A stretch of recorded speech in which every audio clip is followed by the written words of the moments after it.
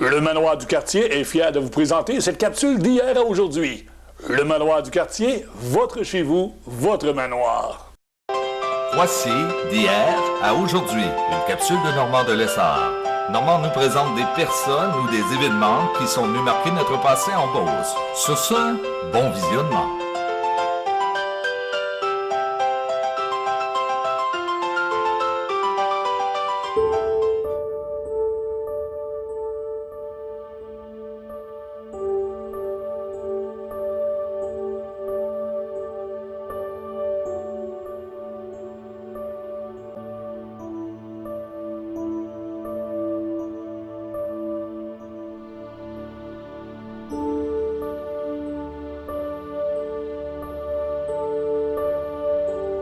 Allô tout le monde, ici Normand de Lessard et bienvenue à une autre capsule d'hier à aujourd'hui. Je suis présentement à Saint-Zacharie. Derrière moi, le presbytère de Saint-Zacharie. Il y a M. Gély qui est à côté de moi, un gars de Montréal qui a acheté le presbytère. M. Gély, merci de me recevoir. Il n'y a pas de quoi. Qu'est-ce qui fait qu'une personne de Montréal achète un presbytère? Pour faire une histoire courte, je viens d'une famille où les antiquités, de par ma mère, la restauration de tableaux, qu'elle faisait à temps perdu. Je suis tombé en amour donc avec le patrimoine québécois et son héritage. Et j'ai toujours rêvé d'avoir une maison de famille, un lieu de ralliement patrimonial ou chargé d'histoire du moins.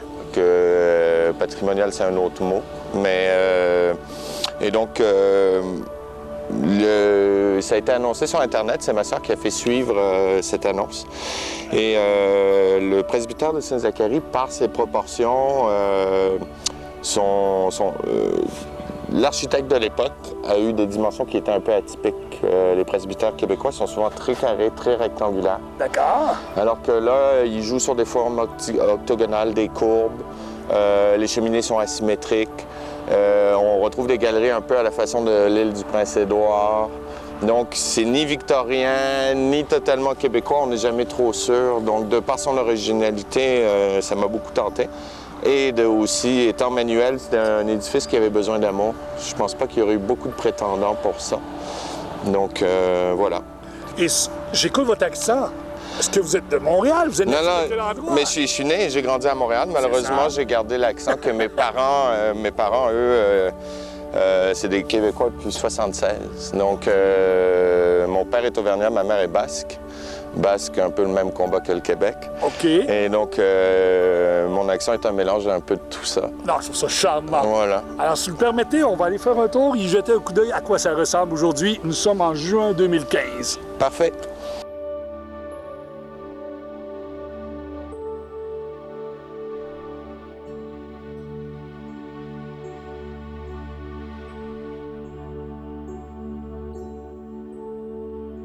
Voilà, comme vous me demandiez, pour ce qui est de l'extérieur des galeries, bien sûr, il y a une réfection de bois qu'on voit qui est nécessaire. La majorité n'est pas pourrie, c'est à changer. Mais le seul problème avec le gel et dégel, le piétement, les colonnes de briques, pour la plupart, soit ont été poussées par le gel vers le haut, ou comme on voit au coin ici, celle-ci se déchausse tranquillement et la brique est en train de nous abandonner. Donc, la réfection de la galerie nécessite déjà de réviser le piétement de ces poutrelles de briques. On voit qu'il y a 3 à 4 sortes de briques différentes. Donc, ce qui s'est passé, c'est qu'au fil du temps, le gel et dégel, Dieu sait si Saint-Zacharie a un hiver de 1 mois de plus long que le reste du Québec. Et donc, c'est ce qui a causé ces dommages.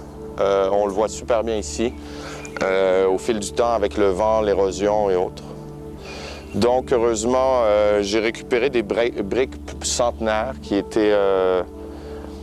allaient être enfouies d'un ancien presbytère à Saint-Georges qui malheureusement a été détruit à la pelle mécanique cet hiver. Et comme il y avait 4 sortes de briques, je me suis dit autant aller vers une brique authentique, une brique qui est à l'épreuve du temps, puis parce qu'il y avait un choix à faire. On est face, avec la maison, à 5-6 essences de briques différentes à cause du contour des galeries. Donc, toutes les réfections se feront avec la brique rouge qu'on voit en arrière, ici, au mur, qui est similaire et que je dois trier afin de redonner son cachet d'antan et de redresser un peu la galerie. La question se posait. À l'époque, le presbytère, bien sûr, a changé de vocation. Il n'avait plus besoin de ses bureaux. Le rez-de-chaussée était une succession de petites pièces avec des divisions, des couloirs qui ne permettaient pas d'avoir de recul sur l'élément architectural vraiment qui est l'escalier. L'escalier qui a été fait avec les artisans de l'époque. Ici, même l'arrondi, c'est 2 pièces de nœud de bois. Donc, ils faisaient avec les moyens du bord. Et donc, qui dit multitude de pièces, dit on ne profite pas de la lumière à la longueur de la journée et difficile à chauffer. Et surtout, il n'y avait pas de pièces assez grandes pour réunir le nombre de personnes que la maison est capable d'accueillir. Donc, j'ai voulu faire une salle de vie complète pour compenser le nombre de chambres qu'il y a en haut. Donc, ça a été, bien sûr, rassurez-vous, tout ce qui est moulure, cadrage de porte et porte ont été retirés avec soin, décloutés pour reposer par la suite. La démarche d'avoir retiré les murs me permet d'avoir un excédent de quincaillerie pour une finition de qualité aussi dans le respect de l'édifice. La seule chose qui aura changé, c'est la distribution des pièces. Mais les éléments seront d'origine. Pour ce qui est du haut, il y avait 3 salles d'eau, 8 chambres. Les salles d'eau très rudimentaires et insuffisantes malheureusement. Et les chambres, certaines étaient si petites qu'on pouvait mettre un lit simple et il n'y avait plus de place pour autre chose. Donc en haut, je me suis vu avec la même optique à repenser les divisions.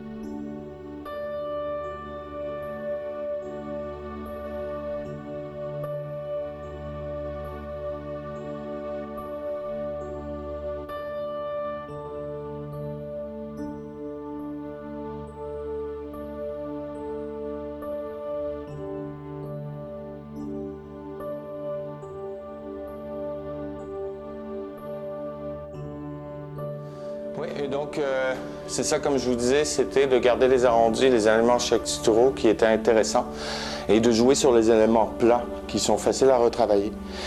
Donc ici, on a gardé l'arrondi de la montée de la cage d'escalier, beaucoup trop difficile à reproduire. Et comme il fallait une révision complète d'électricité et de plomberie, c'était un compromis pour faire un travail décent parce que tout est là, latte, crépi. Donc, ouvrir ça pour ficher, on n'en finit plus, donc j'ai fait ce choix-là. On voit ce que je disais donc dehors, les éléments architecturaux ovales, les arrondis que l'architecte de l'époque a essayé de créer.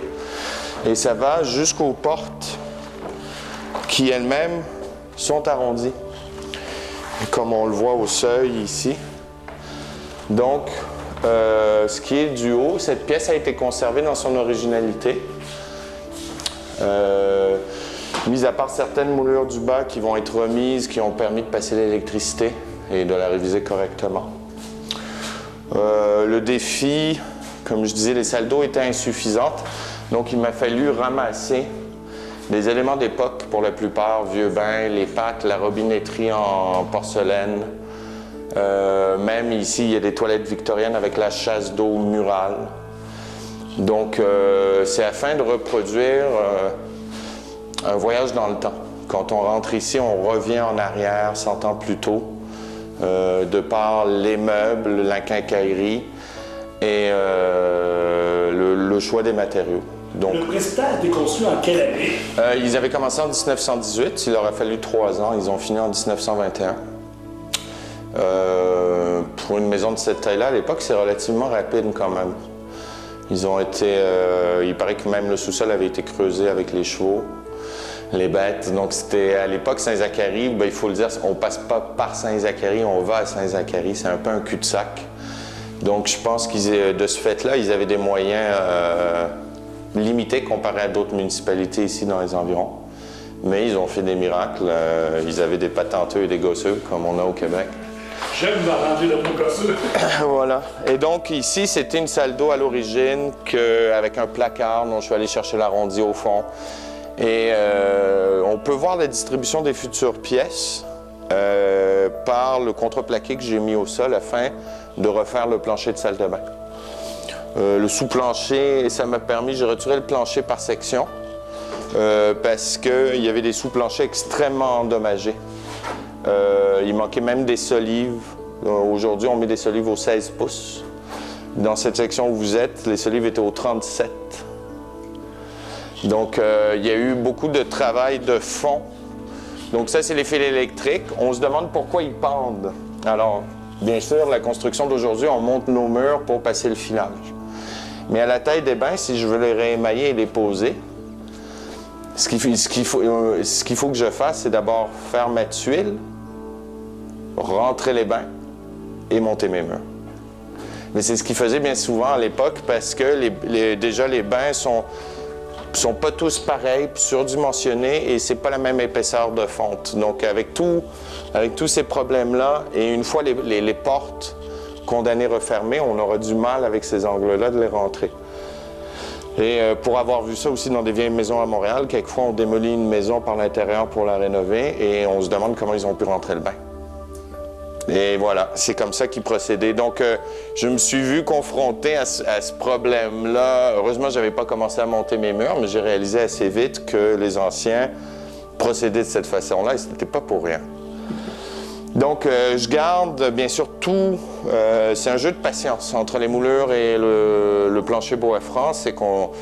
C'est bientôt des matériaux centenaires qui peuvent facilement casser tout ça, donc il faut jouer de patience. Et le plancher était intéressant parce que de son épaisseur de 3/4, érable, et dans le lot de l'érable, ce qu'on voit en retournant, parce que le vernis au fil du temps a camouflé certains aspects de l'essence de bois, il y a de l'érable moucheté dans le plancher. Ce qui fait qu'une fois resablé, on risque d'avoir un très joli éclat. Donc vous, c'est un projet de longue échéance. Bien là, ça fait 1 an et demi. 1 an et demi? Et vous en avez pour combien de temps, vous pensez? Bien, je veux dire, idéalement, je m'étais donné 2 ans et demi. Je vais l'excéder, bien honnêtement. Ce qui me retarde surtout, c'est la recherche des matériaux pour la plupart. Parce que j'essaie de faire dans l'authentique. Heureusement, par exemple, à Saint-Côme, ici, il y a la personne de Georges Godbout qui tient une boutique qui s'appelle Restauration Ancestrale, que vous devez sûrement connaître, qui, lui, est un rabatteur sur certains éléments à qui je peux laisser ma liste. Les membres de la famille aussi, je leur laisse une liste détaillée du nécessaire au point de vue construction et même finition, c'est-à-dire dans les meubles. Inventaire complet. J'ai déjà retrouvé tous les lits en ferronnerie. Donc, grâce à Kijiji, mes déplacements et autres, tranquillement, on réussit à amasser ce qu'il faudra pour faire revivre 100 ans plus tôt la maison. Voilà. Et donc, comme vous voyez, ce que je vous disais, c'était vraiment... Déjà, la maison a été énormément allégée de par le retrait du ciment, du stucco qu'il faisait à l'époque. Et par la structure métallique que j'ai rajouté les beams en bas, ça a permis aussi d'alléger des structures que j'ai pu réviser par la suite. Est-ce que vous avez trouvé des trésors de cachés en ligne? Non. J'ai l'impression que d'habitude, on est habitué à avoir du brin de scie, des journaux, des outils oubliés, des trucs ménagers. Souvent, dans les démolitions, on trouve de la monnaie, des choses comme ça. Là, absolument rien, à part une vieille canne de tomates Heinz. Et je pense que les gens étaient hyper soigneux du fait que, pour la plupart, ils travaillaient pour leur place au paradis. Donc, c'était pas une simple maison, c'était la maison du village. Et donc, c'était particulièrement soigné. Les seuls, même quand on parle de déchets de construction, les seuls déchets de construction, ça a été les copeaux de bois de rabots nécessaires à la confection de l'escalier. C'est les seuls déchets que j'ai trouvés. Il n'y avait pas de traces de brin de scie ailleurs. Bravo, genre de Saint-Zacharie. Oui, non. C'est une maison très, très bien bâtie, très saine. C'est seulement, je dirais que ce qui lui a fait le plus mal, c'est le passage du plombier. parce qu'il a scié des solives. Disons que le prêtre, quand il allait sur la bolle le matin, ça tenait par l'opération du Saint-Esprit. Il n'y avait pas une solive pour le tenir. Donc, mais c'est ça. Mis à part le plombier, je veux dire... ouais. Donc, on voit... Puis c'est ça, les anciens avaient des particularités aussi dans la façon. Aujourd'hui, là, ce que vous filmez, c'est des 2x4 réels. C'est des vrais. Aujourd'hui, on n'est plus au 2x4 et le séchage n'est plus le même. Donc, souvent, on monte un mur droit, le mur continue à sécher, puis le mur va bouger. Et si vous venez par là, les anciens, eux, pour redresser leur 2x4, souvent, avaient une technique assez particulière. On le voit bien ici, sur ceux-là. Donc, afin de le remettre droit, ils faisaient une entaille, ils le chimaient, puis ils le clouaient afin de le retenir. Et comme ça, ça leur permettait de redresser les morceaux. On le retrouve un peu partout. Et encore ici, vous avez différents exemples encore ici, inversés. Donc, on voit que... C'était des chambres à coucher ici en haut? Ben voilà, les deux extrêmes ici à l'origine, ces deux cadrages de portes-là étaient destinés aux bonnes. Ces deux chambres étaient aux bonnes qui accédaient par l'escalier de service, qui malheureusement est juste condamné momentanément pour remiser le plancher bois franc. Là, ces deux entrées-là vont être condamnées par la nouvelle distribution de la pièce, ce qui va me permettre, pour moi, d'avoir l'intimité, puisque j'ai fait ma chambre au grenier. Grenier qui servait à rien à l'origine. Mis à part, il y avait un bassin dans lequel il montait l'eau, afin de faire la pression d'eau nécessaire pour la maison. Donc, manuellement, ils remplissaient un bassin qui faisait la pression d'eau dans la maison.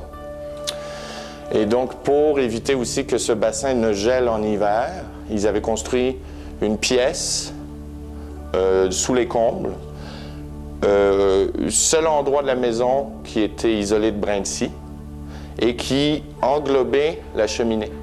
Donc, par la chaleur radiante de la cheminée, je crois qu'ils utilisaient ça afin de conserver l'eau au-dessus du point de gel. Donc, voilà la vocation du grenier surtout. Et je pense qu'ils faisaient sécher aussi leurs herbes et autres parce qu'il y avait un petit réseau de fils de fer qui permettait de faire sécher des choses, mais pas du linge, je crois pas, trop lourd une fois mouillé. C'était vraiment sûrement pour faire des bouquets garnis, des choses à sécher à l'époque. Voilà.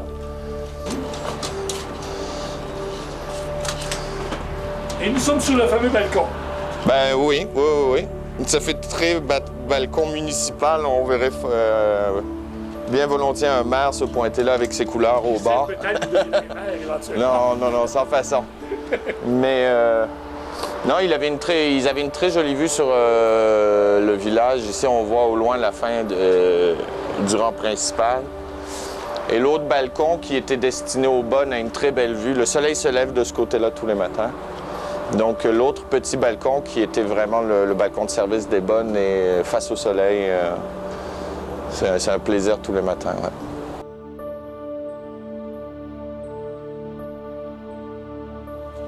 Donc, on voit en bas ici la fameuse brique de l'ancienne maison d'Édouard Lacroix. C'est que ça. vous avez récupéré pour terminer votre... Bien, pour reprendre finalement les bases des colonnes pour ce qui est de la galerie. J'ai un bricoleur qui avait déjà repris des colonnes comparables à Saint-Prosper pour le presbytère de Saint-Prosper, à qui j'ai fait appel, qu'on est supposé se rencontrer cette semaine et à partir de là, le projet va décoller. Et de toute façon, il faut faire la réfection complète du garage aussi, qui a été un rajout. En 1921, il n'y avait pas de garage. Malheureusement, il a été fait, mais mal rajouté, ces fondations. Disons que c'est au détriment de la maison. Ça a occasionné des problèmes. Donc l'idée, ça va être le démanteler pour recycler le bois qu'il y a là afin de refaire certains éléments de la galerie et refaire un garage en bonne et due forme et avec du recyclage, lui faire un revêtement de qualité qui se fond avec la maison. Voilà. C'est bon, donc le grenier qui a été à l'origine qui était plus un dispensaire dans le sens où c'était destiné pour remiser et comme je le disais tout à l'heure, pour un bassin.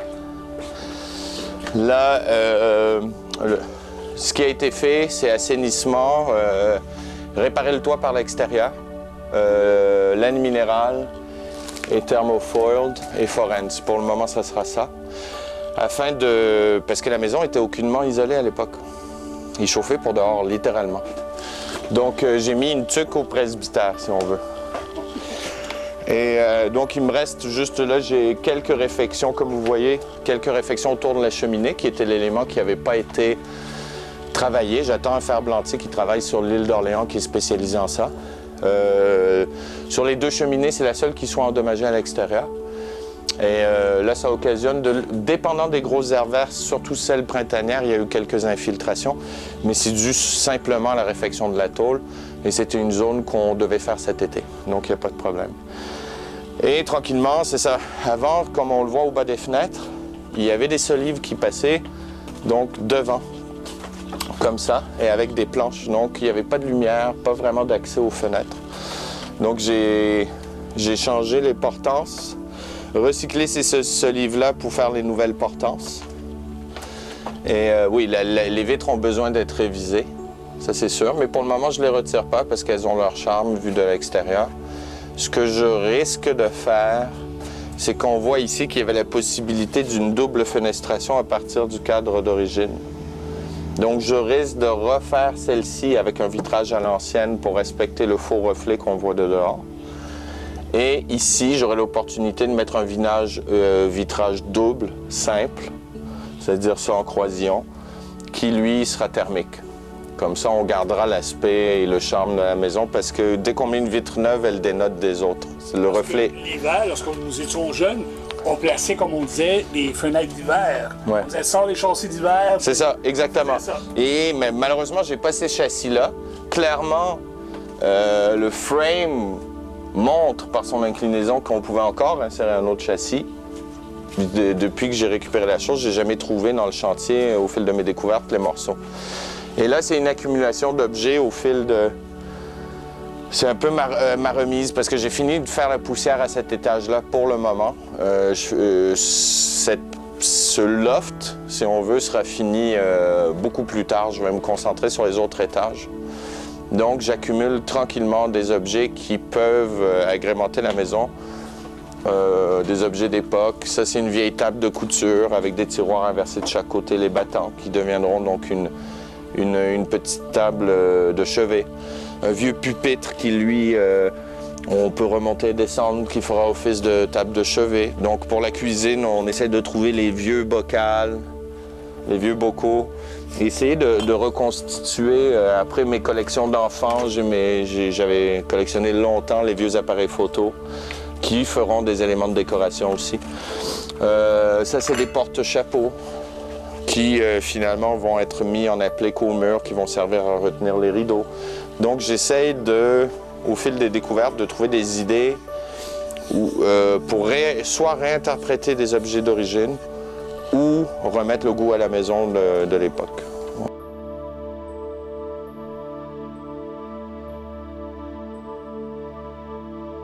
C'est ça, en réalité, c'est une pièce assez atypique. Elle est plus grande que les horloges grand-père. Elle date de l'époque qu'on appelle Régence. Pas Régence, pardon, mais l'époque du cardinal Richelieu.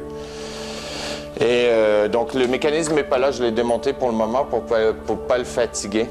Mais donc, cerisier français, bientôt 300 ans. Puis au moins, il y aura un carillon et une âme au presbytère. Parce que malheureusement, les horloges n'étaient pas québécoises. C'était des importations pour la plupart.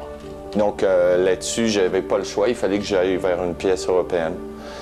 Et, je suis tombé en amour avec elle parce qu'elle est atypique. Elle dépasse largement d'un pied les plus grandes qu'on connaisse, les anglaises et autres. Donc, je trouvais qu'avec la hauteur du plafond puis la dimension de la grande pièce maintenant, elle allait très bien se fondre et rajouter un petit côté cossu, là. Donc, suite à la découverte de l'horloge, très belle découverte dans la région ici, il y avait un monsieur d'un certain âge qui, bois indigène québécois de plus en plus rare, qui avait ces planches de cerisier qu'on voit ici. Cerisier qu'on a du mal à trouver maintenant. et surtout d'origine québécoise. Donc, il avait dû couper ça il y a une cinquantaine d'années et laisser un projet en suspens, et ce bois est resté au fond de sa grange. Donc, je l'ai récupéré parce que je voulais faire une amie à l'horloge, si on veut. L'horloge est d'un cerisier français. Et je vais faire une table réfectoire à l'ancienne avec le cerisier québécois. Les tables réfectoires, d'habitude, sont toujours en pin et pas plus de 30 pouces, ce qui est très peu large et difficile. Ce qui est joli, c'est la succession de tiroirs. Donc, celle-là sera un peu plus longue, un peu plus large et ne sera pas en pin. Et, parce que déjà là, trouver une table réfectoire de nos jours, c'est hors de prix et c'est pas possible. Et au moins, ça fera un joli rappel d'essence et on aura, pour le plaisir des yeux, l'essence française et l'essence québécoise, l'une à côté de l'autre. Et cette chaise, c'est pas récent, ça? Non, encore une trouvaille. Une vieille chaise de barbier. Puis c'est pour mettre dans le loft en haut, que j'ai pas envie de faire de division et tout ça. Puis je trouvais que ça se prêtait bien dans une grande pièce dénudée comme ça, comme le grenier finira. Donc, ça fait une belle chaise d'appoint, très drôle. Puis le coiffeur du village qui coiffe à domicile vient me couper les cheveux sur la chaise maintenant. Donc, le sous-sol, quand même, qui a été creusé à même le roc, d'après ce que j'ai vu, parce qu'il a fallu que je refasse les canalisations, que ce soit les sorties ou entrées avec la ville qu'on voit ici rentrer, auquel la nouvelle plomberie va être connectée. Mais c'est un sous-sol de plein pied. Oui, on est porté à croire que c'est des anciennes caves qui sont moins hautes. Non, aucunement. Ils ont vraiment creusé de plein pied ce sous-sol et pratiquement déposé sur le roc, parce qu'on est sur une crête, si on veut. Donc ici, on voit toutes les moulures, les cadrages de porte et les lambris qui ont été mis de côté. Donc, pour moi, ça paraît anodin, mais c'est inestimable. Parce que j'ai tous les éléments pour faire ma finition et en respect de la maison. Le fameux centre. Ouais. Ouais, les poutres, c'était des arbres, c'était même plus des poutres, là, rendues à cette taille-là. Il a fallu les consolider par endroits, rajouter des piétements avec la nouvelle division. Donc, il y a eu des... Ici, on voit une poutre qui a été rajoutée. Il a fallu que je creuse une nouvelle... un nouveau footing. Donc, tranquillement, les choses se font. C'est assez long. Ça, c'est le frère de l'autre qui me permettra de refaire un vieux Bélanger des années 50 à 9. Comme ça, je peux récupérer les éléments et autres. Parce qu'on essaie de faire d'époque, donc le défi est là. Et dans le fond, dans la noirceur, se cachent tous les éléments de la vieille station Morissette. Donc, c'est tous les comptoirs. Qu'est-ce que vous voulez dire, la vieille station Morissette? Contez-moi l'histoire, là. Bien, c'est passé Saint-Prosper, légèrement. Il y avait une vieille voie ferrée qui se rendait jusqu'à Saint-Georges. Qui est Morissette Station. Morissette Station. Devant cette station-là, il y avait un magasin général qui avait été construit par la famille La Montagne en 1912. D'accord. Donc, un soir, alors que je faisais la vaisselle, que j'avais mes mains dans mon comptoir, M. Lamontagne rentre, André, du nom, qui venait d'hériter de la propriété que son frère avait, Joseph. Les gens se souviennent surtout de Joseph pour les soirées tumultueuses dans le bar clandestin qu'il avait fait dans l'ancien magasin général. Et M. Lamontagne, de fil en aiguille, je lui demandais, aidez-moi un peu, il voulait que je passe le mot. Et il me dit, c'est un ancien magasin général. Moi qui étais sur mon comptoir de mélamine ici, je lui dis, est-ce que vous avez encore le comptoir d'origine? Il me dit, ouais. On peut-tu y aller? On est parti aussitôt. Bien sûr, la bâtisse ne m'intéressait pas. Je me suis acheté assez de jobs ici que je n'allais pas en prendre une autre. Et je lui ai fait une offre afin de pouvoir démonter et rapatrier ces éléments-là que je trouvais importants pour faire ma cuisine. Je trouvais que c'était joli d'avoir des éléments d'origine. Quand on parle comptoir, rien de mieux comme un comptoir de magasin général. Il y a 50 pieds linéaires, donc c'est énorme. L'excédent, forcément, je ne vais pas pouvoir tout mettre dans la cuisine. L'excédent servira à faire mon établi. Donc, toujours en respect et tout ça.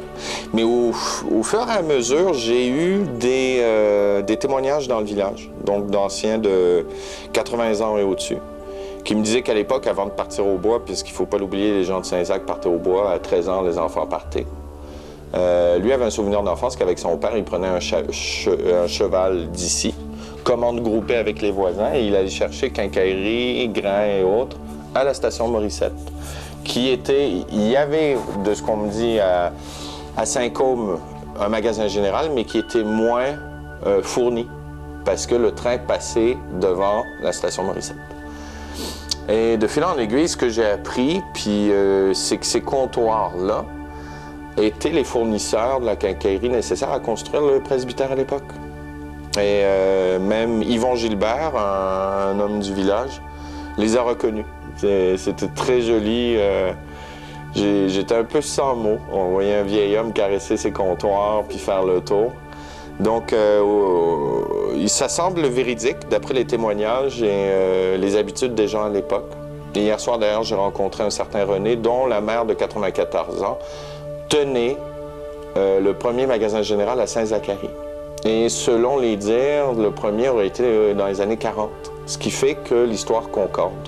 Magasin général de 1912, fin de la construction en 1921. Donc c'est un cycle. Il y a un très joli côté à la Fred Pellerin, si on veut. L'ancêtre vient finir ses vieux jours chez son fils. Donc j'ai recyclé ça sans savoir l'histoire, et l'histoire est venue à moi. Donc c'est un grand coup de cœur, j'ai hâte d'installer ça. C'est vraiment, ça me plaît. En tout cas, je vous remercie beaucoup pour la visite. Vous avez été extrêmement généreux. Et au nom de la population beauceronne, merci de nous avoir ouvert vos portes. Non, avec grand plaisir. Avec grand plaisir. Bonne journée. Bonne journée. Cette capsule d'hier à aujourd'hui est une gracieuseté du Manoir du Quartier. Le Manoir du Quartier, votre chez vous, votre